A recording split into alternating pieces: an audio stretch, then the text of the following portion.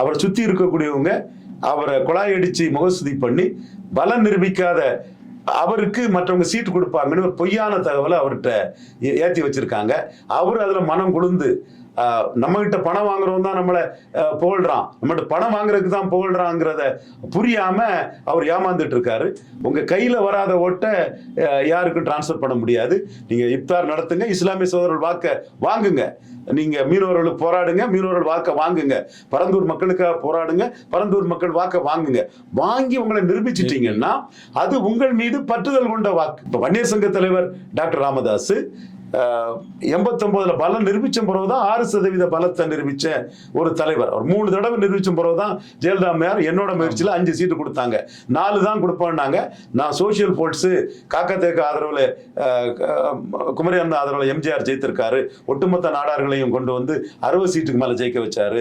Forward black முக்கிய தேவர் ஆதரவுல அண்ணா ஜெயித்தாரு. ராஜாஜி கூட்டணி வரும்போது ராஜாஜிக்கு இருந்த பிராமணரோட அதிக பிராமணர்கள் போட்டாங்க. அப்போ டாக்டர் வருங்கிறத நம்ம வன்னியர் ஓட்டு ஏறி வருங்கிறத நம்ம சொன்னோம். ஜெயலலிதா அம்மையார் வந்து அதை 5 சீட்டு கொடுத்தாங்க. யாரும் கொடுத்தாங்க? பல நிரூபிச்ச டாக்டரையாக கொடுத்தாங்க. வன்னியர் சங்க நிறுவனர் டாக்டரையாக கொடுக்கல, பாட்டாளி மக்கள் கட்சி நிறுவனர் டாக்டரையாக கொடுத்தாங்க.